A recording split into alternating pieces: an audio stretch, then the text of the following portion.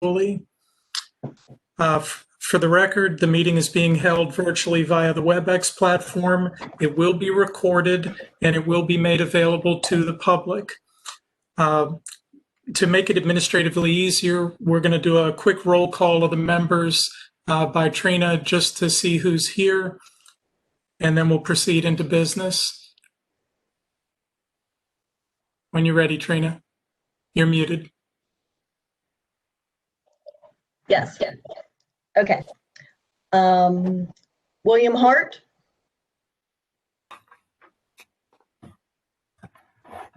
He's signified via chat. He's here. Okay. Brian Hickman. Here. James Rayner.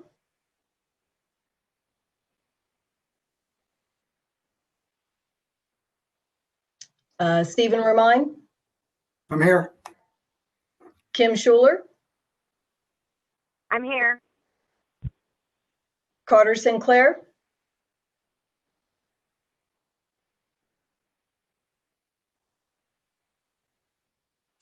Amy will be absent. Walter Camp. Here. And on the line also Barbara Henley. She's here. Very good. Thank you. Thank you. All right. And welcome to guests, city staff members, and members of the public. The first order of business, it's a little out of order, but I'll explain why. This is a remote participation policy that was sent to members of the committee ahead of the meeting. State law governing remote participation in public meetings has changed over the last couple of years, and the city attorney has drafted a standard policy that eventually all of the city's 80-some boards, commissions, and advisory panels will take up and consider. This is in compliance with Code of Virginia, Title 2.2, Section 3708.2. Since cities cannot change state law, the policy is sort of a take it or leave it basis. You can't amend it. And so what I want to do very briefly is go over a couple of the high points in the policy, make sure that everyone understands it, and then bring forward a motion for the committee to consider it. And then after passage, if you choose to pass it, it'll immediately be in effect, including this meeting. The public notice was sent with that in anticipation.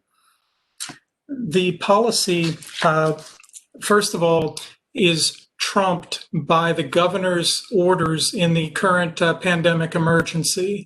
Those orders permit this type of meeting for public bodies, and so we're operating under that today.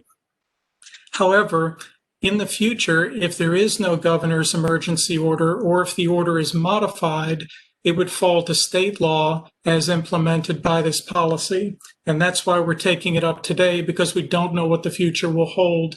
And we do want to offer the committee the possibility of using remote participation methods. The key issue is that once you have adopted a written policy that members of public bodies may participate remotely if they have a disability or a personal illness that prevents them from attending in person. Alternatively, if they have a personal matter that prevents them from attending in person, they may also participate remotely, WebEx or conference call, but in that case, they may only do so up to 2 times per year. That's state law.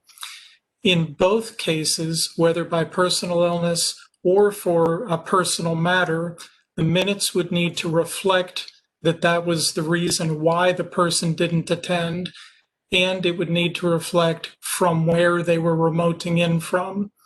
It's not specific as to the particular medical condition. It would just say a medical condition in general. So that's the gist of it. So what I would like to do is put this policy before the committee as a motion, see if there's a second, and then open it up into discussion as we normally would. So is there a second to adopt the policy sent in advance as drafted by the city attorney's office? I'll second it. Okay. The topic is now open for discussion. Any questions or discussion on the policy? So the intention is beyond COVID, Walter, to allow remote participation, but it looks like when we get back to normal operations, the primary meeting has to have a quorum at it. That is correct, that if we were not in a pandemic condition, there would be a physical meeting which would have a quorum, and it would allow other members not part of that quorum to then remote in. You are correct. And you have to give this notice as well, right, ahead of time? Could you clarify? There's always a public notice of the meeting. If a It says, person, if you wish to participate remotely, members shall notify the chair and appropriate city staff on or preferably before the day of the meeting that members unable to attend. that is So correct.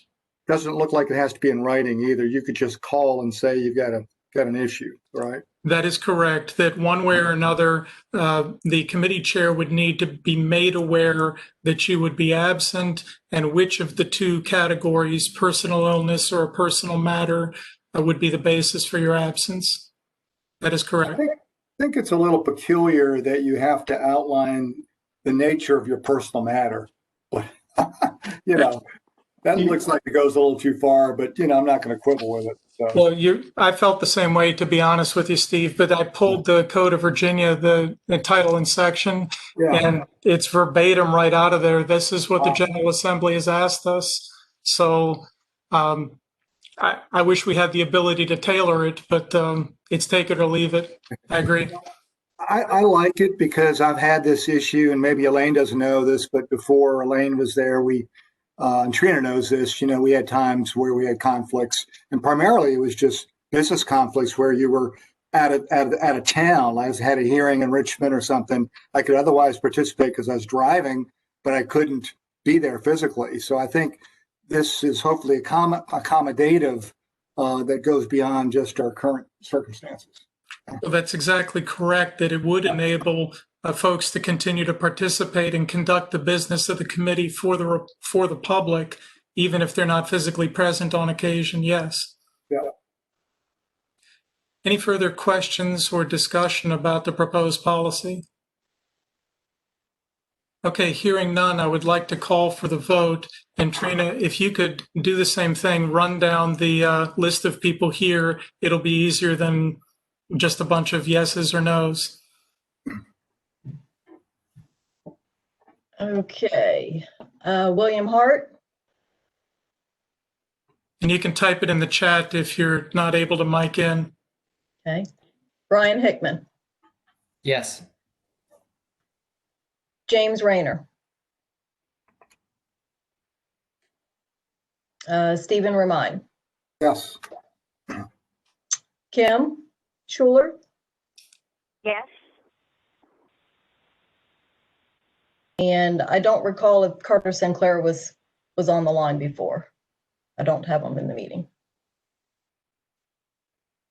And then Walter Camp. Yes. Sounds like the ayes have it, and we have adopted the policy. As follow through, I will tailor the document as the city attorney directed me. I'll send it forward to you, Elaine, and we'll send it to the city clerk's office and the city attorney's office so that it's on record officially. Okay, thank you all. Moving to our next piece of business, the minutes of our October 19th meeting were sent in advance. Were there any corrections or amendments to the minutes? Okay, hearing and seeing none, I'll look for a motion to adopt the minutes as drafted. I motion to adopt them. Second. Okay, we are moved and seconded. Any further discussion of the minutes? There being none, I'm going to call for general consent vote rather than a roll call vote. All in favor, please say aye. Aye. Aye. Aye. Are there any nays? There being none, the minutes are approved by general consent. Okay, moving into our unfinished business, monthly reminder, if you have not yet submitted your volunteer hours, including any business conducted on behalf of BTAC, to Trina and Elaine, please do so that we can stay current with our reporting. With regard to the Bike Month 2021 subcommittee, Chair Amy Frostick sent out an update of our events calendar worksheet. It's a Google document, and solicited input for folks to adopt certain lines or add their own to reach out to aspects of the public about Bike Month, see what those groups are up to, and encourage them to participate in the citywide calendar that we are sponsoring. I would encourage you to do that. If anyone does not have that link, please email Elaine and we will get that cycled back out to everyone. But it seems like a far way away, 6 months out, but we really have to ramp up and make members of the public aware so that this really turns into something viable. A number of virtual ideas were brought in by a member of the Parks and Rec Commission to Amy from activities held in other states that were very successful. And those are going to be filtered into the committee for consideration as well, types of virtual events, virtual education and safety programs, and so on. Exciting, something different. If the pandemic persists and we're unable to do in person, these would serve as a backup way of still being engaged. Also reached out to the Parks and Rec Foundation. They've been doing commemorative t-shirts that both promote certain aspects of Parks and Rec and raise money that goes right back into the department. And there was interest in graphics that would support bicycling in the spring and those type themes, hiking, paddling, our business. And if the subcommittee would like to reach out to them, that's another way to get out to the public and engage them. But most importantly, we're looking for people to actually step forward and say, I, fill in your name, will work on Bike Month 2021. And so I'm looking again, is there anyone willing at this point to say, I'd like to be a part of this group to make, and you can be a member or a member of the public. You don't have to be a voting member of the committee to work on this subcommittee. Is there anyone who would like to volunteer to be part of this? Walter, you can add Brian Hickman. Thank you, Brian. Jim, I see you waving. You're muted. You're welcome to unmute. But thank you. We've got Jim also.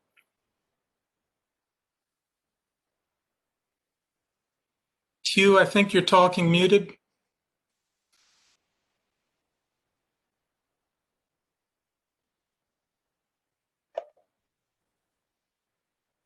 Hugh, we can't hear you. If you want to chat, we can read you. Thank you, Bill. I see your chat comment there too.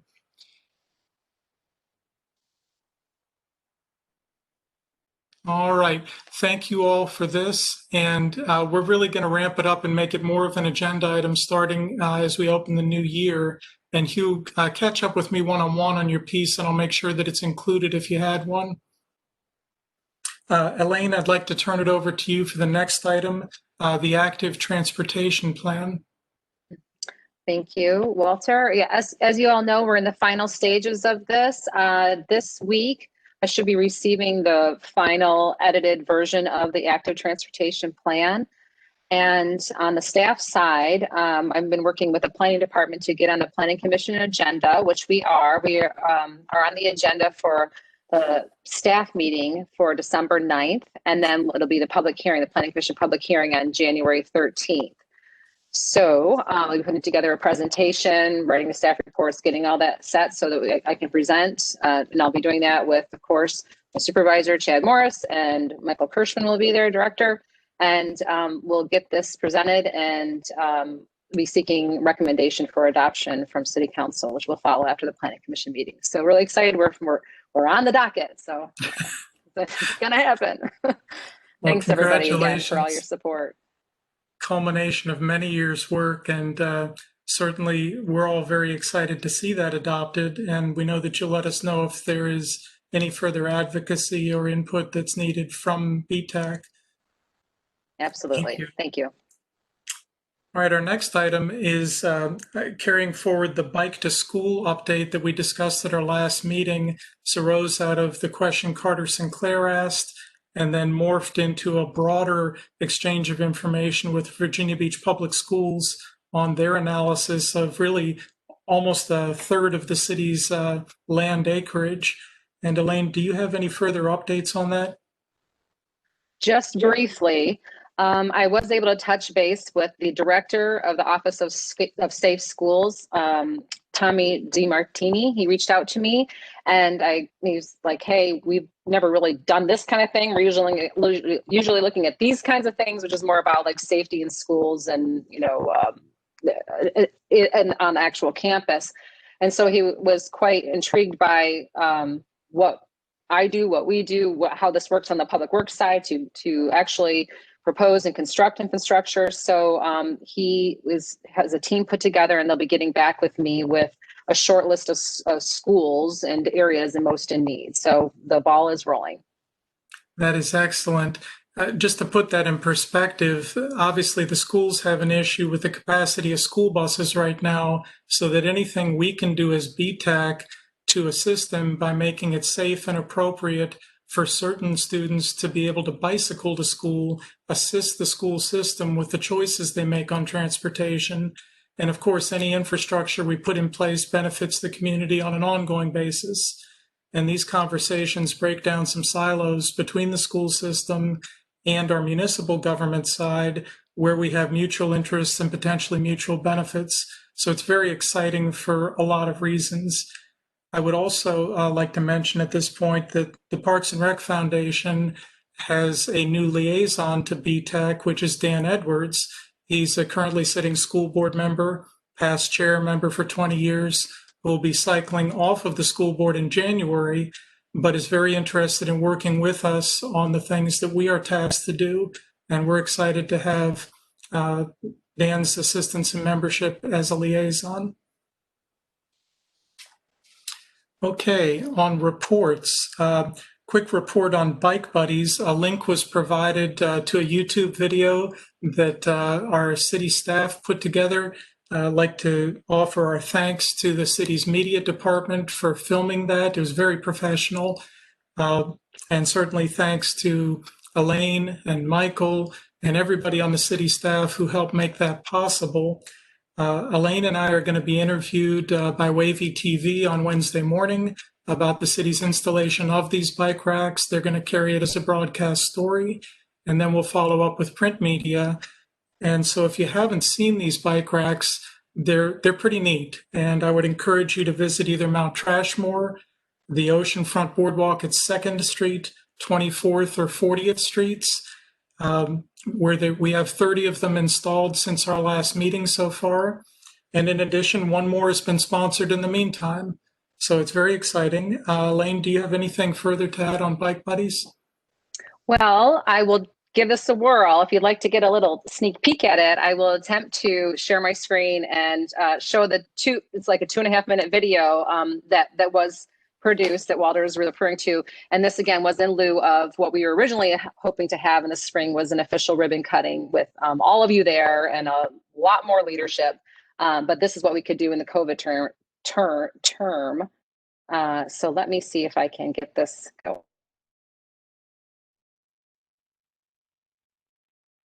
Okay, can you all see my screen? Yes, okay. So if you go to the Parks and Rec webpage, there is a tab where you can go to the Parks and Rec Foundation, and there's a projects tab. So when you click on that, you'll see all the projects that the foundation are promoting. And right here, front and center is Bike Buddies. And when I click on that, let's hope this works. You hear that?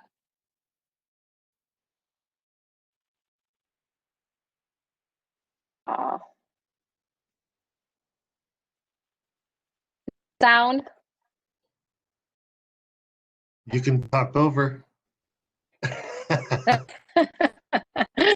and then Walter said, okay, well then I'm sorry, I will stop sharing the screen. But again, if you go to that link that I did put on the agenda, you'll be able to launch it. Again, it's a very short video, but it's really fantastic. And you can see the bikes, you can see the racks. Hugh had a spot there and he talked about how he donated or he purchased 5 racks in honor of his father. It was really neat, really touching. I mean, and there's also, then it moves to Mount Trashmore and the donors there, and even one for in honor of the survivors and casualties of May 31st. So really neat stuff. There's all sorts of donors that can be for, you know, anything to memorialize. And we're just really excited to see this project launched and the bike racks literally in the ground.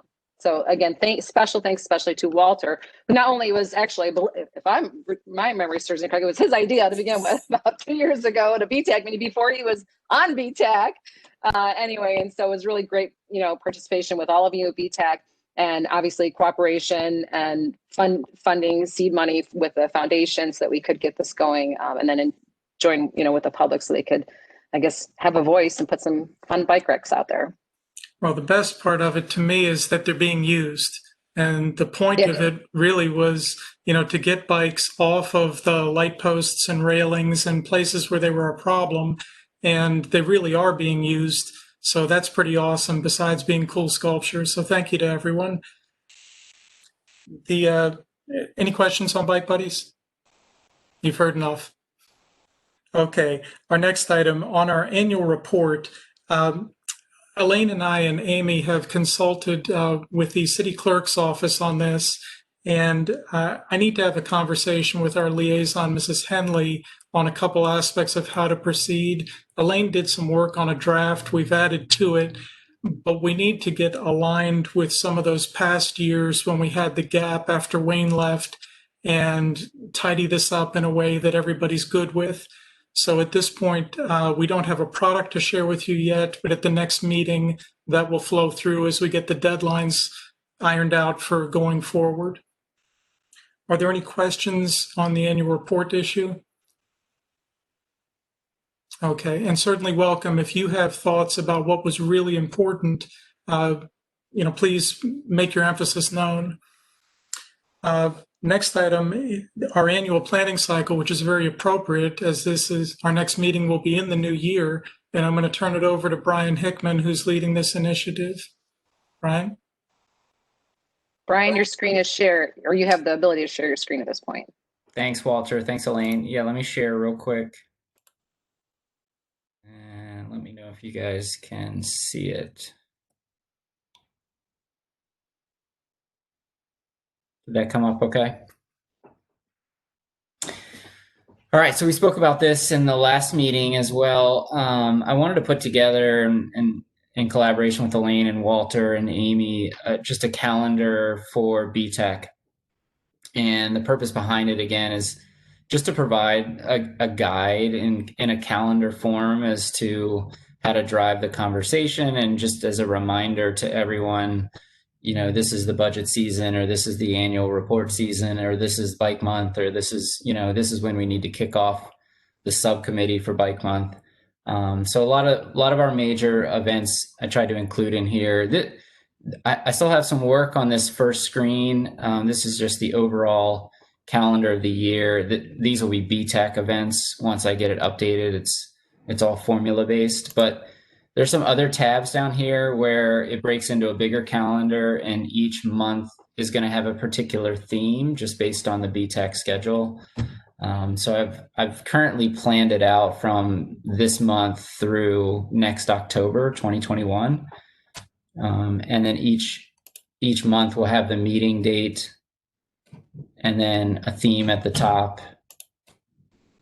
I'll just kind of roll through so you guys get a feel for what it's going to look like. This is currently in draft, but it is something that I want to make available to the entire BTAC once Elaine and Amy and Walter give a little sign off on what's in it. And so if there's any additional, you know, events or any other planning items that need to be added to the calendar, then we can throw this up there. And I'm currently just using what's called a Google spreadsheet calendar, and it's easy for me to make this available to other team members. I've already tested it, and Amy's already using that format for the Bike Month list as well. So I think that's it. Any questions on the phone as to the purpose or what this is about? This will be a Google Calendar. Yeah, so it's accessible only to folks that are within, that have been provided access to it, and you just have to bring up a browser and go to the link, and then you'll be able to see it. And I can walk anyone through accessing it once we get to that point.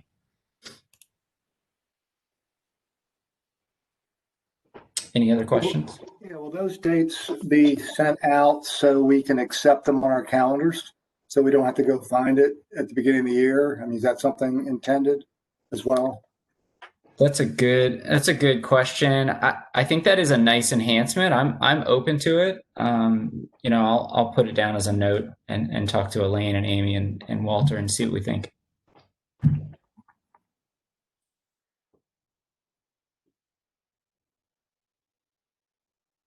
Okay, Brian, thank you very much for the initiative. I know when I was first starting to attend these meetings, it was a bit bewildering as to where are we in the process, and that'll be very helpful, I think, and also to Elaine to help drive the agenda setting, that certain things just pop up and it'll keep us on track. So thank you very much. I really like the suggestion about calendar acceptance being made easy as well. So look forward to your updates on that. The next item, we move into new business now. The resort area mobility plan. Elaine did quite a bit of work to get us invited as BTAC into the conversation for some exciting things that are happening down at the ocean front. And Elaine, would you like to report on that conversation we participated in? Well, first, I just want to say thank you all for responding to the forwarded invite. The Strategic Growth Office, they are an office in the planning department. There's current planning, which is more like making sure that plans are developed according to current ordinance. The SGA office is more of comprehensive planning, kind of like what we're doing with active transportation plans. So all the future plans, land studies, and how we want our city to be and look, and what's the grand master plan to help guide that. They do great work, and I was really pleased that they not only were receptive, but were excited about BTAC's participation, and that therefore, again, that invite was forwarded, and there was a very good BTAC turnout. So I really appreciate you taking your time, and especially Hugh out in that thunderstorm. Hugh was there in person. The rest of us were, WebExing in because fair weather friend over here anyway. But that was a doozy of a day. But it was a really good meeting, and it's a really important project. Again, the RAMP is the Resort Area Mobility Plan, which is a spin-off recommendation from the Resort Area Strategic Action Plan, which took place over the course of this last year. And mobility down the resort area, I mean, what do we do? What do we see everybody doing? Walking, biking, e-scooting now, and yes, driving, all these things. And the corridors in that within that SGA boundary are riddled with all sorts of mobility. I mean, choices. And that also means a lot of conflict. So what belongs where and within which corridor is a very important question to ask, and needs to be looked at in a holistic way. So as you can imagine, Atlantic and Pacific were predominantly focused on, because those are the two most critical corridors and dealing with so much of conflict, especially between those who are not in a vehicle, and those the conflict with vehicles. But it really is for the entire boundary of the resort area. So again, I thank you for your participation. I believe another round of survey will come out. Isn't that what Kyle Williams, refresh my memory, Walter, Hugh, Kyle Williams mentioned, maybe next month. So if that link comes in, if it comes to me, I'll forward it on to you, but it may go directly to you because, again, I did share the distribution list with the SJ office. So that is why you got the invite directly from them for this and for another upcoming project, the 17th Street project, which we can touch on later. Thank you, Elaine. Thank you. In terms of content of what occurred for those who weren't there, there were some things that were very exciting, like the potential provision of bike lanes right on Atlantic.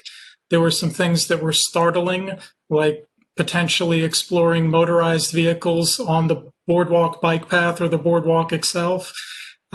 There were discussions about how the strip out at Atlantic should or might relate to other parts of the transportation network, Rudy Bridge, 24th, 25th Street area, even emphasizing the proposed Virginia Beach Trail as the main east-west linkage to get out there. So lots of good, rich ways to interrelate the planning on the things we've been working on. And I certainly echo Elaine's thanks to everyone who took the time to be involved. Elaine, do you want to just continue then in terms of the 17th? I'm sorry. Yeah, why don't you just go ahead with the 17th Street webinar? We'll come back to the calendar. Okay, yeah. So sorry, I had not thought of this in advance. Well, because actually I'm not even sure I had it yet filtered down to me in time to produce this agenda. But one other thing I did forward, if you may recall, or if you haven't seen it yet, please go back through your email and find this email that I forwarded to you. It originally came from Emily Archer out of the SJ office again, and there's a public works project manager again who's managing this project. This is for 17th Street improvements, roadway improvements. So again, as Virginia Beach Boulevard comes down and splits with Laskin, and then as it heads towards the oceanfront from basically Bird Neck east to Pacific, there's a phase 1 and phase 2. So this is for phase 2 of the project, which I believe is from Cypress to Pacific. Not only in that email is there a link to a survey, a very short survey. I believe it's only going to take about 3 minutes. That's how they're advertising it. And then also for your participation, for information and feedback for this Wednesday.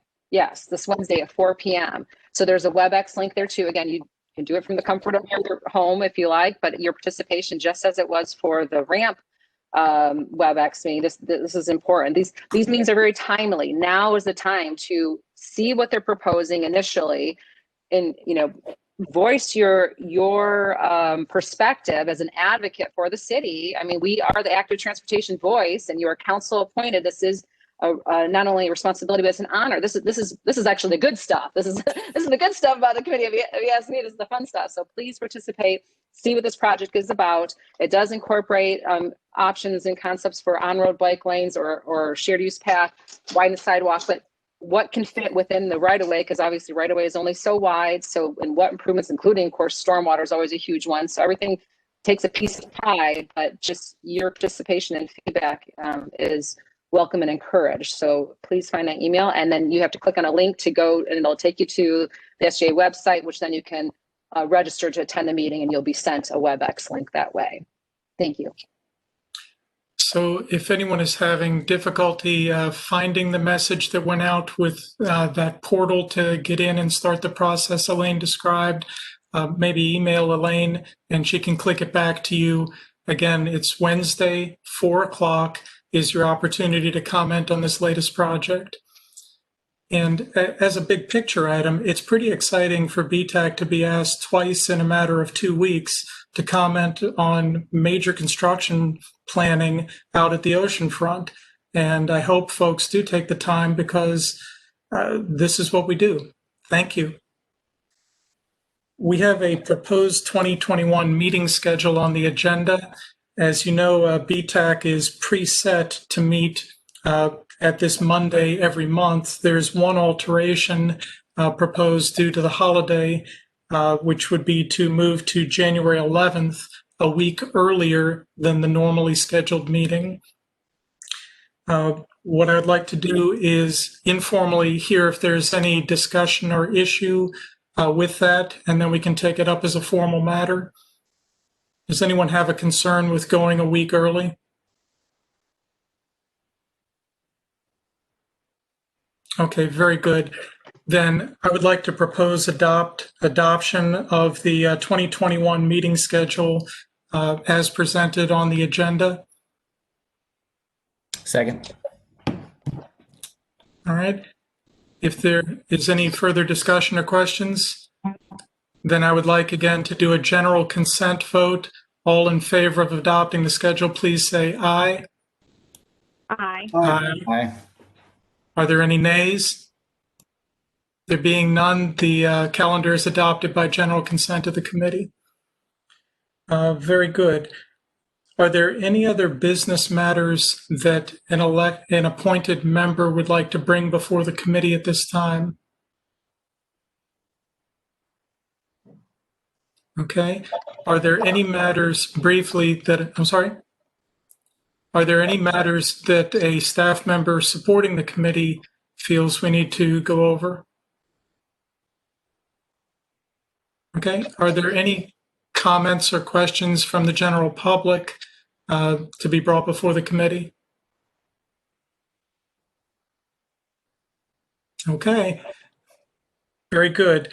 Well, then at this time, I have no further comments from the chair other than to do your best to enjoy safe and happy holidays. And we'll re-engage on January 11th with a full and busy year ahead of us, hopefully without some of 2020's baggage. So thank you all for your participation, and we'll see you on the other side. This meeting is now adjourned. Thank you. Thank you, Walter. Thank you all. All right. Thank you. Before we go, will someone tell me what SJ stands for? SGA. You were saying special projects, but then I heard SJ.